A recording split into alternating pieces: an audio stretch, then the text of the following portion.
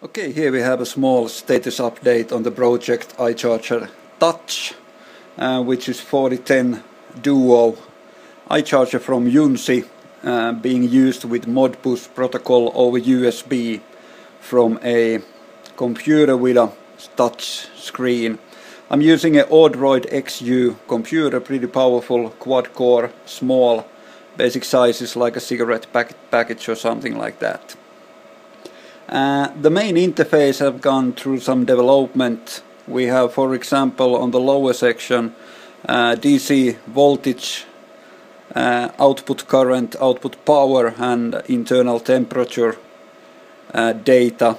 Also on the right lower corner, it's too small text for you, but it's a text with online or offline.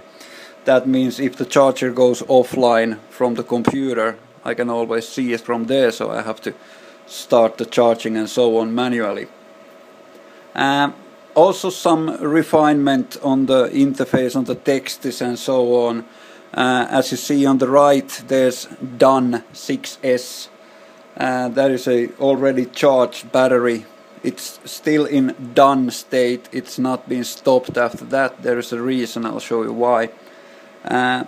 On the left we have status with no battery, and when we plug in, these basic functions are still the same. When we plug in only the balance cable, it shows the cell voltages, and as battery voltage it shows the total voltage of the cells. It doesn't say zero yet. So basically I don't see from this, as it is now, the main voltage. There is a bug in the system, because when I read the Modbus protocol from the state of channel 1, if I don't have the main lead in, the battery voltage should be zero, but instead it shows me in the state that it's actually the DC in voltage, which is at the moment 47 and something volts. That is the voltage from my power sources. So I made it this way, so no main lead, the battery voltage is calculated from cell voltages, because I can't use any if value is zero, then do things on there. Small updates on the interface also. On the upper left corner there's also a running clock all the time, and there's a few more icons in the middle. The uppermost is the memory editing function. Almost done, not going to show you. The second one is editing the charger settings, also almost done. There's some writing issues I have to deal with still, and the 1 and 2 will be shown in a minute. The functions are the same. If we start to charge a battery like that, it shows us the status charging. Also the charge current and transferred capacity are going to rise. Cell internal resistances are also popping up as soon as iCharger has dealt with those. So there they are. Now here comes the kicky part. I've implemented some new functions to this one. One of them is pretty cool, I like it a lot. There's now graphics to show everything about the charging. Here we have channel 1 cell voltage and charge current. The blue one is charge current. It's actually going downwards because the cell voltages, as you can see, are pretty high up. It's also real-time updating, as you see. The second graphics is battery voltage and transferred capacity. It's up to 60 milliamps now. That's not much, and also the voltage is pretty much same. Unfortunately, my test battery was almost full. The next one is extremely useful.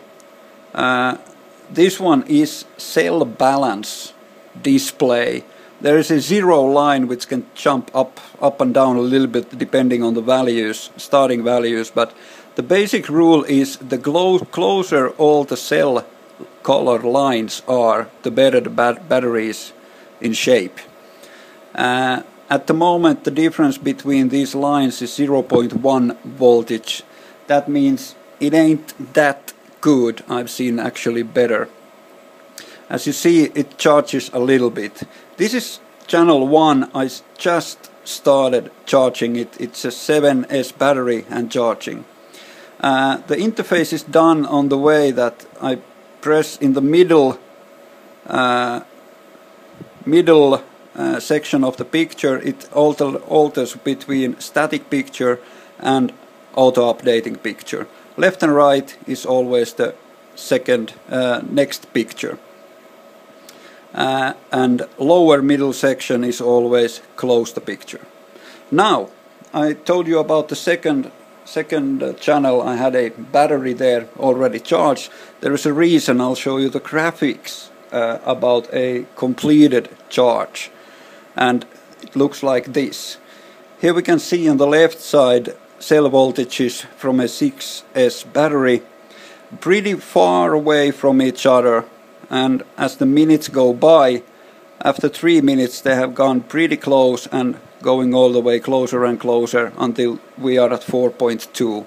Also the charge current is pretty much good to see. In about 1 ampere it goes straight down. So I started from 10.4 amps. Battery voltage also isn't linear, it's actually going a little bit slow, and when it tops up, it really tops up.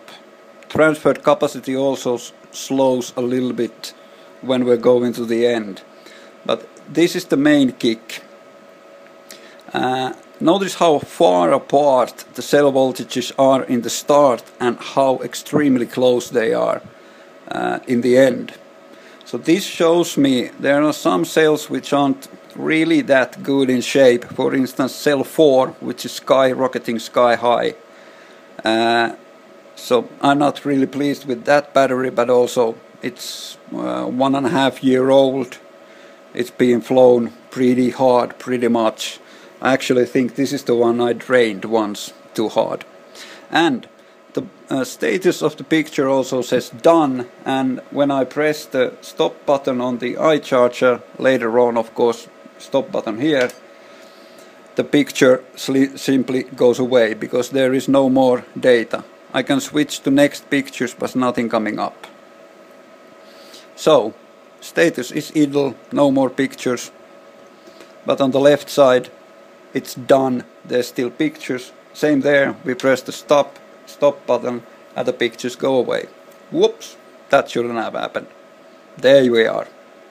Oh, we have a bug. Let's find out. Also, every self-respecting developer needs to have some form of about screen, and that's there.